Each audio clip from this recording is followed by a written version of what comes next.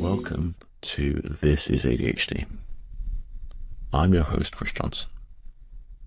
I started this podcast in 2023 as a way to celebrate ADHD Awareness Month.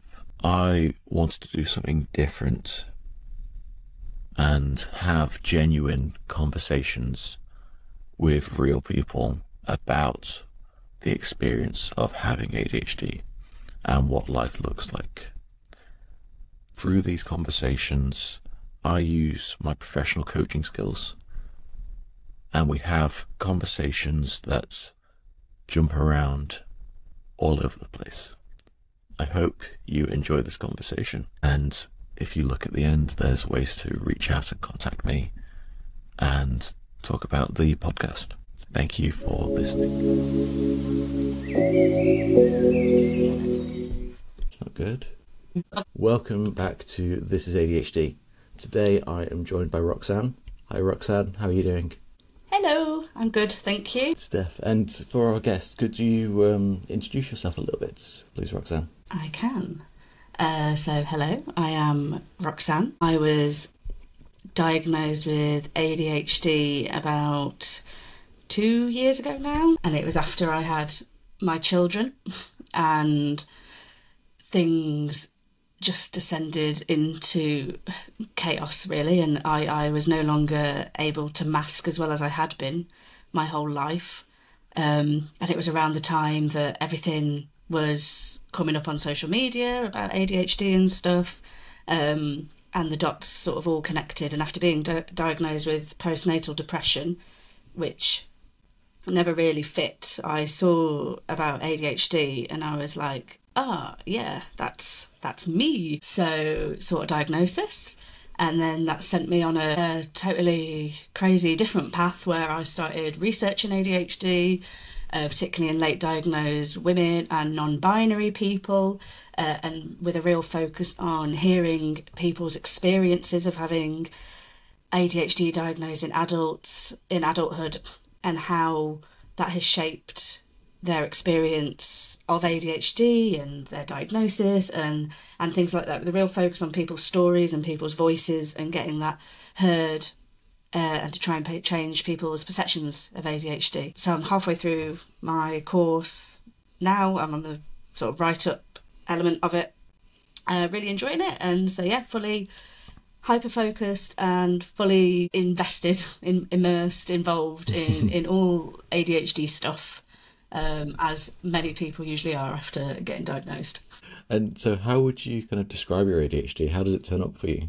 Very emotionally, very all or nothing-y, and very unstably, I would probably say. So like, I've always been an all or nothing person, so if I'm into something, then I'm properly into it, all in, or if I'm not interested in it, then it can guarantee I'm not doing it. It's gone. Like, the idea of just, I always really struggle how to explain it, but like, it is a real, like, not can't be bothered in a bad or lazy way, as a lot of listeners will understand, hopefully. But it's just like, if there's something I'm not interested in, then that is it. It's not going to grab my interest, then that's done. But if I am into it, if there's a hook, then yeah, then it's all encompassing and all I can do and think about for however long it lasts. So I've always had that aspect. And then the emotional, very emotional side of things, I've always been the sensitive one, the quick to temper one, the one who cares a little bit too much about everything, all those labels and those things you often hear as an ADHD person. Cry about everything, whatever the emotion, it will result in crying in one way or another. RSD, really bad as well, or really affects me. And then in other ways, which results in sort of my people pleasing, perfectionism, and there's so many ways that it affected me that I didn't even realise until I started learning about ADHD. So I'd say they're the main ways that it shows up for me. And that's kind of ticking a lot of the boxes, isn't it, of the ADHD experience? Yeah, certainly from what I've learned, or what I'm learning about from speaking to other people as well. And these are things that aren't recorded in the diagnostic criteria. So they're things that aren't being looked for, but it's definitely seem to be common experiences, which should be characterised more, I think, in when people are being diagnosed, or when they're going through that process. I'm trying to think if I remember a question about emotional regulation on my form. And I certainly talked about it in my assessment, but I can't remember the question on the form that I filled out beforehand. And I just think it's not seen as a... Well, it is. I think more people are learning about it now, but I don't think it is still not seen very commonly on there. No, I think if I remember, my memory is awful. It's something around lack of filter and having less of a filter. I think that's where my assessment kind of went. Yeah, I mean that would make sense. And that certainly chimes true, because I can't filter anything. And if I'm not saying it, you can certainly see it on my face. Yes, yeah, and so if I kind of say back to you what you've said, so your ADHD came out as emotions, being unstable, kind of this binary, all in or all out, being the sensitive one, being too much, always crying, with RSD, people pleasing, perfectionism, and a lack of filter. How did that feel pre-diagnosis? It just felt like I was chaotic, like I was I was always like a whirlwind, and I used to think like, because there'd be times where I'd go through a period where I didn't feel anything, or I was just totally apathetic. Is the word, isn't it? I think apathetic to things, and I didn't feel that strong. It was that felt really bizarre to me, because I was like, how can I feel so excited, so strongly in one moment, and yet feel so nothing in another moment? And I was considering I had bipolar before I came across ADHD, because I didn't have all the information I had about ADHD, and it sort of half fit with what I was experiencing. So it did result in I just didn't know who I was. I felt very unsure about who I was. I was questioning my sense of self. I was questioning decisions. I was, real low self-esteem, low self-compassion. I didn't have... I used to just think, what's wrong with me? Why am I like this? Why can't I just react like a normal person? So it does get you down. It does, especially when you've got people on the outside saying to you like, oh, it's not that big a deal, or why are you being so over the top about this? Or you're just being generally unsympathetic to me being upset about something or whatever. And then I'm thinking as well, like, one of the other ways is I'm really, really clumsy. And even now it upsets me. So like, if I break something or whatever, which happens fairly regularly, there are sometimes, even now, family members might say like, oh, something's broken, was that Roxanne again? And even, little things like that still sit quite deep, and it makes me feel like a bit of a fuck up. Am I allowed to, I've just sworn, but I don't know if I'm allowed to swear, but yeah. You are definitely allowed to swear. And I think... Okay, cool. What I'm thinking is, I had some feedback on the podcast a couple of days ago, which was saying, oh, everyone that comes on is all really positive, that they have their diagnosis and then they get on and their lives are much brilliant. And I don't think that's true. And I'm like, I don't think that's true either. So I was just wondering, after diagnosis, how did your feelings change? And I think that's a really interesting and valid point for somebody to make. So it's funny, before we started chatting, when I was making a cup of tea, I was thinking about along those lines as well, and how talking to real people on podcasts like this, like you and I, is really valuable, because there's a lot of podcasts that speak to successful people with ADHD, or people that have, gone on, like you say, to do really amazing things, which is brilliant. But then there's also the other side where it's not a possibility for them. So, and I think for me, I'm realistic. Like I feel really proud of the things that I've done since I got my diagnosis, like starting my course. I feel like I've got I think the difference is I got my diagnosis and it was able to allow me to accept things about myself that I was really struggling with beforehand. And I felt without a purpose before my diagnosis. And after now and starting the course, I feel like I've given myself a purpose a little bit, which brings me a bit more meaning to my life. So I've got that really positive, and I've managed to do a lot in 2 years, which is brilliant, and I'm really proud of. But then there is the daily, although it takes a lot of unpicking, being able to suddenly start being kind to yourself and compassionate with yourself. And there's still the daily struggles where I'm not like that. And because my parent as well, like I'm managing 2 toddlers, and that's such hard work. And every day I give myself, I'm still a perfectionist. Every day I give myself a hard time if I haven't been the parent that I wanted to be that day or whatever. I hold the well-being of my children and their future so close to me, and I struggle to detach it from myself. I don't know if that makes sense, but like any emotion they feel, I hold it so personally. And I'm doing a lot of work to unpick that and not do that so much, because that's a lot for anybody to hold. I can't remember what your question was. I think I've sort of answered it. You have kind of. The question was the feedback about everyone getting their diagnosis in later life, and suddenly everything kind of works and people achieve a lot of stuff. And the question was, how have your feelings changed towards yourself post-diagnosis? Because ADHD doesn't go away. Yeah. Yeah. No, exactly. It's just allowed me to be kinder to myself. I think that's the crux of it. And it's allowed me to be a bit more patient with myself and to not take so much shit from everybody else. And I think that you're able to maybe achieve more when you're viewing things in that way. But it's super hard, because there's you've got to unpick and unlearn a lot of habits, a lot of pre-learned things about yourself that you've internalized, and also nobody else around you changes, so they've still got those preconceptions, so it's tricky. But I think on the whole I am kinder to myself and give myself a bit of a break, which I never used to do so before. Yeah.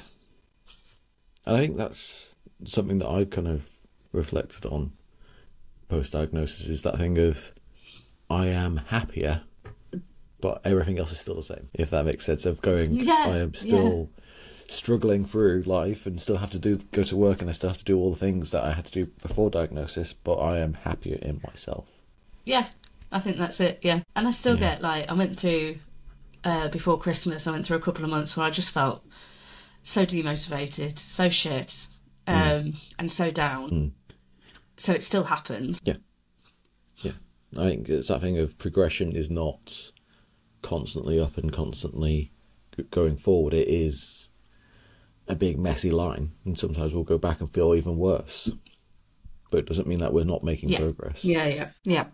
I'm definitely further forward now than what I was 3 years ago. Yeah. I think, what's the right question? So a question that I got asked recently was by a life insurance person. And they were asking me about my ADHD, and they said, "Are you on medication?" I went, "Nope." And they went, "Oh, are you in therapy?" I was like, "Nope." And they were like, "Oh, so how are you managing your ADHD?" And I went, "I don't know." So Roxanne, how are you managing your ADHD? Yeah, I don't know. I'm not. I think for me, getting the diagnosis was part of the way towards managing it, understanding it better, and understanding myself better. So I couldn't take medication for one reason or another. So I got referred for therapy, which was amazing. I had 6 weeks of it was a real mixed bag of therapy, like a combination of a bit of CBT, trauma-informed stuff, and counselling. And that was a real turning point for me. But I only had that for 6 weeks, and then it's probably a year ago now that it finished. So right now, I'm not doing anything other than a whole lot of self-learning and self-care, I suppose. And I think I'm trying to be more authentic with myself and Hmm. more honor my impulses more. I'm trying not to see it because I really struggle with trusting my gut instinct because I don't know if Hmm. if it's an ADHD thing or if it's a genuine passion for something. So every decision I doubt because I'm like, is this a sensible decision or am I just being impulsive? But I'm trying now to be a bit more authentic and a bit more true to myself. And if I'm trying to roll with the flow, roll with the ADHD or roll with the flow a little bit. Mm. Obviously, hopefully without too many catastrophic consequences. So I think for me, I'm managing my ADHD by leaning into it a bit more and not fighting Hmm. it so much. And that either sort of goes both ways. Feels good and it doesn't feel good. But equally, I just hate the expectation from society that we all should be Mm. one way. Like, I'm Yeah. not in the ADHD as a superpower camp, but I do believe that an ADHD brain is quite a beautiful brain, and I believe that instead of fighting it all the time, we should be allowed to lean into it as well, and that comes with sort of Hmm. acceptance of it, I guess, in a way. Yeah. I know it's not that black and I white do. as well, and obviously, yeah. Yeah, because I know of people who've been given fidget toys by their work after they've said, "Okay, you've got ADHD. Here's a fidget toy, and here is a blocked off cubicle, so no one else can be around you." And they're like, "Oh, cool. So you didn't ask me what I needed. You've just sealed me off from the rest of my Yeah, co-workers." And I think there's that thing yeah, of yeah. like understanding That'd be need. terrible. All right. Everybody's so individual. Everybody needs Mm. different things. When I think about me, because right now I'm just sort of working and I'm a mum. No, I'm not working. Sorry, ugh. I'm Hmm. studying and I'm a mum, so I'm not in full-time work or anything. When I think about what I was like when I was working, they used to call me the Duracell bunny because I was so like just constant all the time. And I don't think a fidget toy or cutting me off from everybody else at that point would have been helpful for me at all. Mm. No. I think some proper boundaries and some really good supervision and a fuller understanding and conversation with me would have been very good. Yeah. And immediately I want to go like, Roxanne, so what boundaries are you setting for yourself in parenting and studying? Ooh. Oh, it's so hard. It is so hard. And one of the Uh-huh. reasons I struggled with becoming a mum is because that becomes your everything and you lose yourself a little bit in it, a lot in it. Um, and that was so hard. And I think there's always a natural imbalance because I have to now, the kids sort of come first and foremost, really. So, but because I haven't been doing a lot for the past couple of months, but now I'm putting a plan together for writing up a dissertation.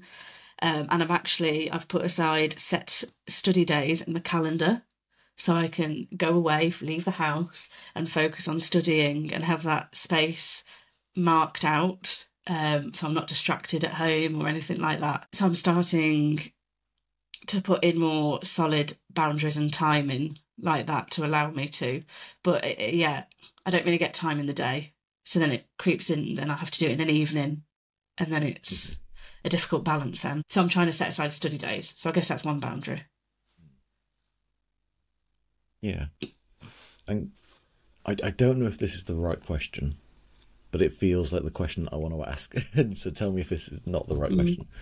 Is there something around setting boundaries about being worth to set boundaries? Like that thing of going, actually, this is what I need, and kind of valuing yourself? Yeah, God, yeah, I'd say definitely.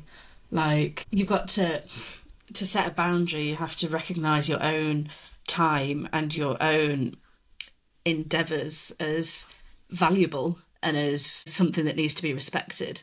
And there's an element of like, okay, well, it's just a course. So, but not, I don't know how to word that. Like, and I suppose Mm.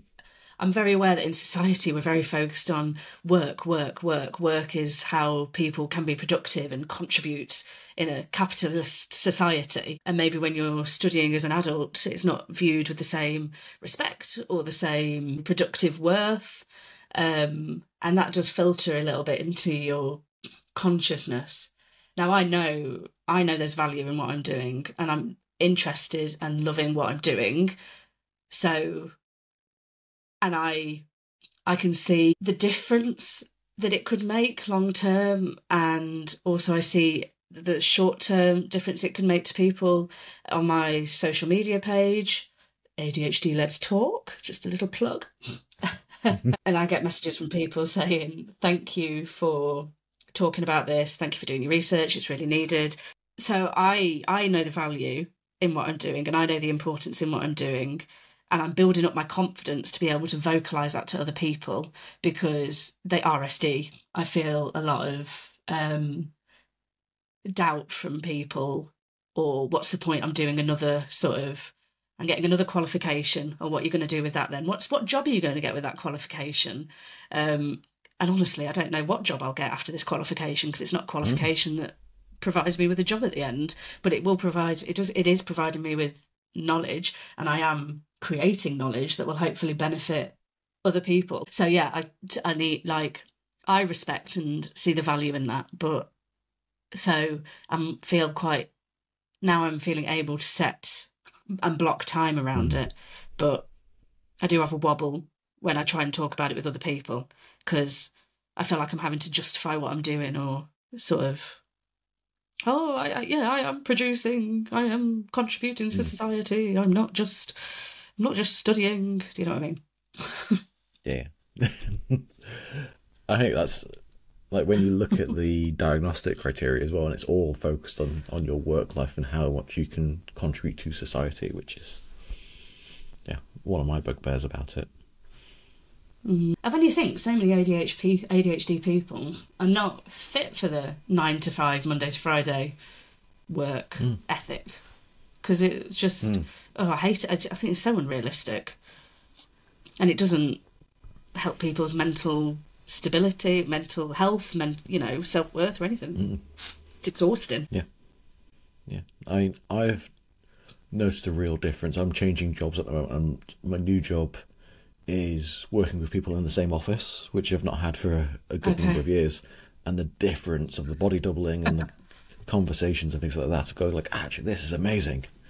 Of going like, actually, like, working remotely for me is useful sometimes, but also I need that human interaction as well. Yeah, to keep you accountable. You've got to have the right environment, haven't you? Yeah. I think it's that thing of, you can have human interaction with the wrong people as well.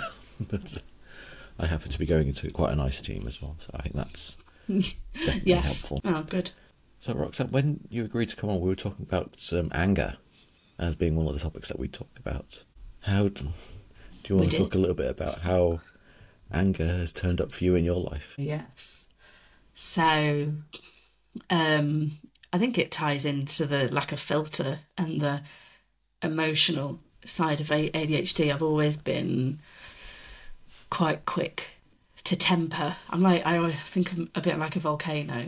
Well, actually, no, that's not true, because a volcano rumbles over time, doesn't it? And it builds up and builds up until it explodes. I'm much quicker than that. It doesn't, like, I don't rumble, I just go.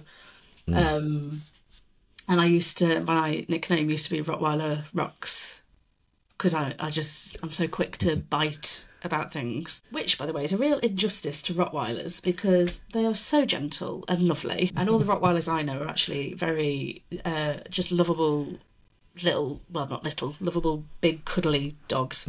But anyway, so I think I've always been irritable, and I just snap really quickly, and it in fact it came out quite heavily for me after having my first child. And there's something out there called maternal rage, which isn't really spoke about because it's seen as quite taboo. Like, there's a lot about if you're becoming a parent, how beautiful it is and how you should be enjoying it all the time. But actually, it's really important to talk about the other side of things, where there are you can still have negative emotions in this space, or emotions, not, not all emotions are negative. And I just felt so angry after having my first child. I was angry that nobody told me how hard it was. I was angry at how much I was struggling. I was so tearful all the time. I was just not pleasant to be around at all. I was super prickly. I was, I'd lose my temper at the smallest of things. And now as well, and it's like, I'm not that angry anymore, but I do realise on reflection, looking back at my whole life and now, there's sensory issues in play, which I didn't realise about before I got diagnosed with ADHD. I'm really sensitive to sound. So like if there's too much sound happening around me, then it'll trigger me and I can't cope. I just sort of get tunnel vision, or just I just can't have anybody. Struggling to get my words out, sorry. I'm thinking so fast as well. I'm struggling to keep up with my mind. I'm just thinking of something in particular. For example, like if I'm cooking tea, it's one of the most triggering times for me because I'm focusing on cooking tea. I can hear the kids maybe fighting or like bickering in the background or playing, which is obviously quite noisy. And then I might have the overhead fan on as well. So that's a noise in the back of my head. And it's such a triggering time for me that even if my husband comes in and asks me a question that requires any mode of thought, that can be enough to make me snap at him. So sensory stuff, I didn't understand pre-diagnosis, which I do now. So now I can put things in place to try and modify that. So I'd wear earplugs now as well, which helps. Yeah. Or try not to have the fan on and open the window instead. So I'm, trying to make environment less overstimulating for me. Now I understand that noise can be a trigger. Yeah, it's that thing of like going into the situation, going, this is going to be a stressful situation, therefore I'll change these things and try and reduce that before it becomes an issue. Yeah, trying to preempt it a little bit more. And it's not perfect. No. But I think you're right with when you were saying about the filter, because emotions just seem to be so close to the surface, bubbling so close to the surface all the time with my experience of ADHD. So any emotion is quick to surface, whether it's anger or happiness, excitement, sadness. But anger's a really hard one because it's seen so taboo and it can go so wrong. Like you can say things that you don't mean when you lash out, or it's a difficult one to talk about. And also I suppose I'm just trying to say it's difficult to manage as well, I guess. It's when you were talking earlier about being like a volcano but it being really quick, I was just thinking almost like flash paper, of going like just one spark and it goes immediately up, of going like it's really quick, and it can be so short-lived as well. Sorry, carry on. No, that's exactly what I was going to say as well. Like, and then it's done. Sometimes it's not, but sometimes you have that big blow up and you go like snapped or got it out my system, then it's okay, then I'm fine again. And I'm going to ask you a question the element as opposed to say how I feel. Maybe guilt or regret if you've said something. Yes. Yeah, that's okay. No, I was going to say, like after blow-ups of going through the rage cycle, of going like, and then you can see, I've made someone cry, or I've upset someone, or I've had a really silly reaction to something that I shouldn't have been. Like, how does that kind of work? Yeah, and you don't want to be that person that's upsetting anybody, or and I think without an understanding of why it's happening, it's really hard to put anything in place to protect yourself and protect other people, or like to help them understand what's going on. So like, I mean, I don't want to snap at my husband when he comes in just to ask me a question, but now he knows about what's happening. We can both work together for that not to happen moving forward, sort of thing. Yeah, I don't know if this is true for you, but this was true for me.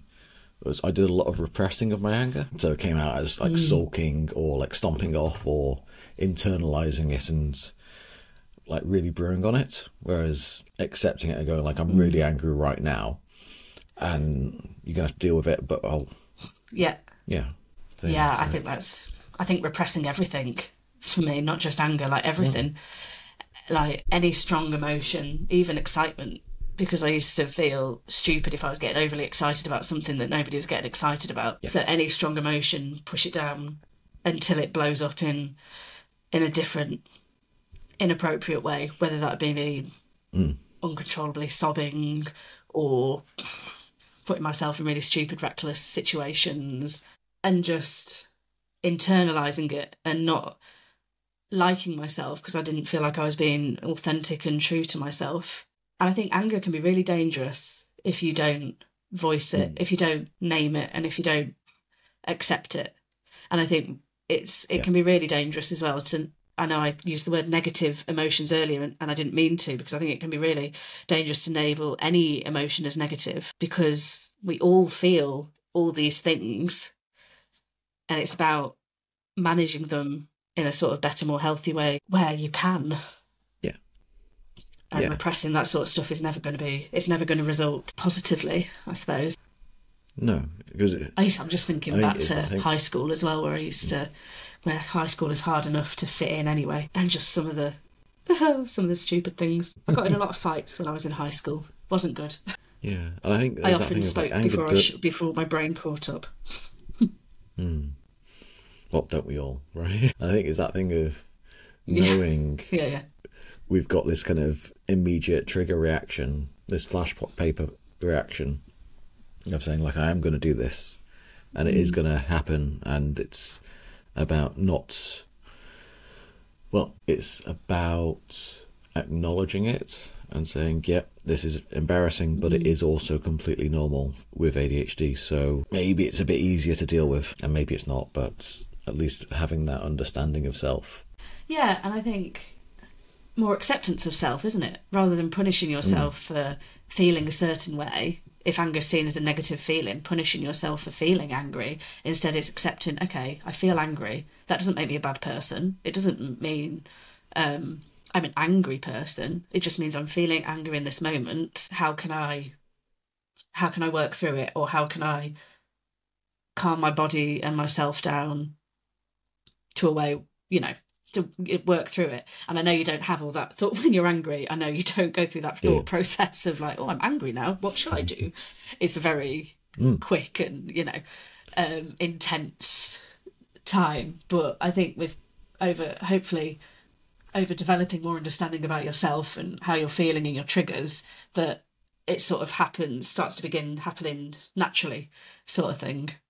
Hopefully. I'm not there yet, so I'm not preaching as somebody who's done it. Yeah. You talked about kind of sensory issues and being angry at being interrupted and things like that. One of the things that I get really angry at is inanimate objects when they don't work the way that I want. I don't know if that's something. And I just unleash this rage at like a fork that's fallen off or a lid that hasn't worked properly, and they get all the worst language out of me, and it's like it's quite shocking for people to be around me. It's like, because that's the same thing I can swear at. I don't know if that's something that comes up for you of minor frustration. Yeah, better at a fork than a person. Yeah. Technology, that's a huge trigger for me. And I hate technology. I'm really not good with, and if it's not, I just shut down. If it's not working for me, then it can fuck off as far as I'm concerned. I'll stick to what I know. Yeah, I've had multiple meltdowns trying to get the podcast working. Oh God! So you were saying something, Roxanne, before I think I get quite. Yeah, I was just trying to think. I was trying to remember where I was going to go. I think for me, I get really annoyed when people don't follow through on things that they've said they're going to do as well. And that used to be quite problematic because I used to work in sort of support work. So I used to have to do a lot of multi-agency work with various different agencies. So if I was on a multi-agency team with somebody who was promising to do these things for a person and didn't follow through, I used to find that so triggering. And it wasn't, I had to be very, very, very, very careful to remain professional. Because I think it's that thing of like, even though it's a work environment and should be no personality in it, it's very hard to kind of form that separation between self and work. Yeah, definitely. It's one of the reasons I had to get out of support work, because I was burnt out. I was too enmeshed between myself and work. It was too closely linked, and I didn't recognise it at the time, but I knew that I handed in my notice after, like, I think 24 hours. I thought, oh, I'm done with this, and then handed in my notice without any other job to go to or anything. But now I can look back and I recognise that I was absolutely burnt out, and I was too involved and emotional about it all to be able to continue, really. Yeah. I remember many years ago going in earlier than everyone else and working later than everyone else and having to kind of do all of that, and it's like, actually, looking back, I was doing an awful lot of work. I was doing more work than everyone else. Well, why did I feel that need at that time? Yeah. That thing, like, taking accountability for everything. Oh God, yeah. Like weight of everybody on your shoulders, everybody's lives on your shoulders, and what's the word I was looking for? I can't remember. But yeah, having the weight of everybody's decisions on you. Yeah, and no one expecting you to, but you doing it anyway. Yeah. And I think that's also a bit of the perfectionism and people pleasing. Like, if I'm going to do this job, I'm going to do it to the absolute fucking best of my ability, regardless of how stretched it makes me. So it's not the best of my ability because I'm spread too thin, but I will. And it's that external validation as well. Like, well done, Roxanne. Aren't you doing a brilliant job? Oh, thanks. I'm going to continue at the speed and everything that I am then. Yeah. And it's like when I was no one's ever going to tell you to stop. With my first, and I was like, yeah, exactly. When I was pregnant with my first, I was researching absolutely everything you could find about parenting, because you better believe that I was going to be the best parent that ever was. And like, how unrealistic is that to aspire to? So of course I was angry after I had my child, and obviously that wasn't going to happen. And of course I was depressed because, Jesus Christ, that was never going to work. Yeah, because I think, again, that kind of comes back down to that kind of binary thinking, doesn't it? Of like, I'm either doing this all in, I'm absolutely going to smash it, or I'm not going to bother. And you don't really get that option with parenting. Yeah, exactly. So finding the middle ground is so hard because, you can't tap out. No. Or you can, but for very limited times. Like an afternoon off is not going to help with... Yeah. So in terms of kind of anger and ADHD, like, do you have any tips, any thoughts about like what's working for you at the moment? We've talked about acceptance. Oh, I don't know if it cut out a little bit then. Was it? Sorry. Oh, I was just saying, for anger and ADHD, do you have any tips, anything that's working for you at the moment, other than acceptance? So this is going to be where we get angry at the technology. So was the question, for anger and ADHD, do I have an element of acceptance? Was that the question? It was, do you have any tips other than acceptance? Oh, I see. I'm going to say, like, I don't have any. I can only speak from my own personal experience and from my own, as we all can, because I'm not an expert in this topic, and I'm not like, I'm just speaking from what I've gone through myself. So I wouldn't want to say tips as things like that people, must try, and that will benefit them or that sort of thing. And I feel like I'm repeating myself as well, because I keep going on about like how diagnosis. So whether it's self-diagnosis or formal diagnosis, I think it can be such a key turning point, because although I still feel, obviously I still get angry since I got diagnosed, but I don't hate myself so much for it, and I don't like, it's not who I am. So I think, although it's not a tip, even if you don't want to identify with yourself as ADHD or things like that, I think even learning, or if you're not ADHD, because obviously neurotypical people get angry too, I think understanding what triggers you is really key. And that would be my main, from my own experience, would be my main sort of tip or advice, like understanding where your triggers are, whether it's a certain time of day or a certain sensory environment or whatever, and protecting yourself and honouring what your boundaries and your limits are, because that's okay. And that's the main thing that has not worked for me, but the main thing that I try and do and there's nothing I would say that I solidly do. Like, obviously there's lots of tips and advice and whatever out there to like remove yourself from a situation when you're feeling angry, take deep breaths, that sort of thing. I've never found that taking deep breaths work for me. I don't know if I'm doing it wrong, breathing wrong. I don't know. And that side of things, no. I wouldn't say has been more helpful. The most helpful thing for me has been understanding my triggers more and doing it that way. Yeah. I think from my experience is understanding when I'm angry and what emotions I'm feeling, as well as going, actually, am I upset or am I angry?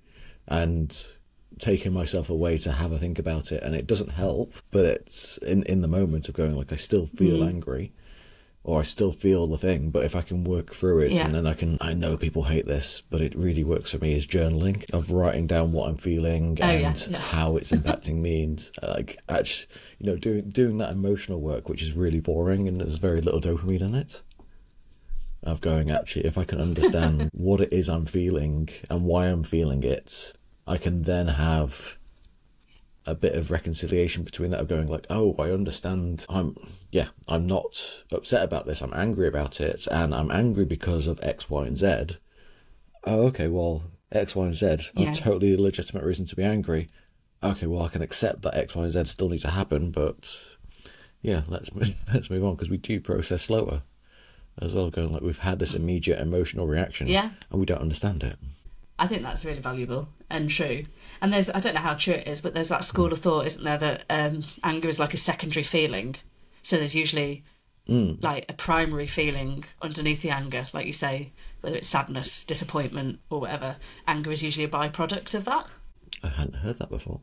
That makes sense, though. That feels true. Yeah, I mean, again, I don't know how accurate it is, but when you say, like, with you journaling and understanding your emotions, that sort of ties into that a little bit, because there's more. It's not just anger, is there? There's usually other feelings involved. Yeah, things like fear, anxiety, like upset as well, like that. And it's probably for people listening as well, of saying, like, get yourself hold of an emotions wheel, which is there's one on my website which is more focused on neurodivergent emotions, but just grab any one of them.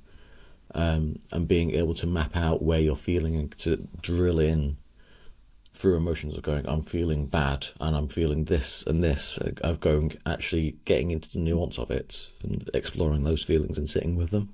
Yeah, I think that's really that's really good that you mentioned that as well. Like, when I was going through my therapy after my diagnosis, she provided me with an emotions wheel, which I found really helpful, and going through that and understanding, being able to put more language to what I was feeling rather than it being a blanket anger. Yeah. Wonderful. So, Roxanne, how can people get in touch with you, reach out and see what you're doing? So, I am on social media under @ADHD Let's Talk, and I use that space mainly, that's Instagram.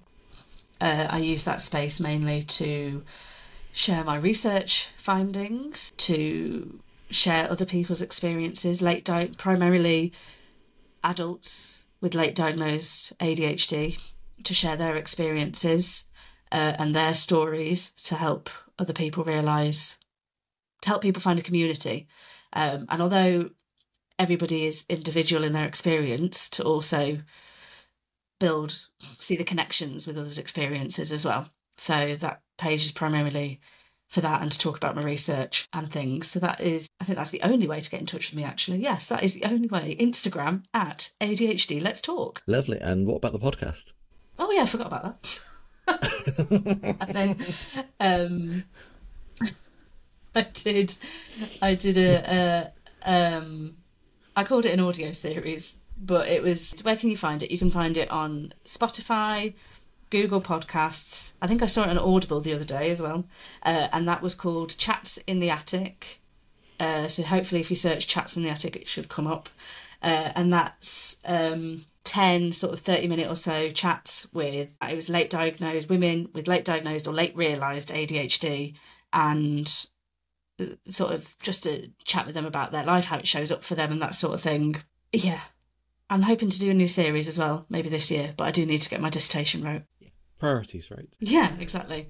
I need to do what you've do my absolute list and my, oh God, whatever you said the other list was called. Yeah, it's the all list and a now do list. Wonderful. Thank you so much for your time today, Roxanne. It's been a pleasure, and I am a keen listener to your podcast as well. So I will definitely be listening to the new series when it comes out. Oh, thanks, Chris. It's been so nice to chat to you and to meet you properly. Thank you for having me.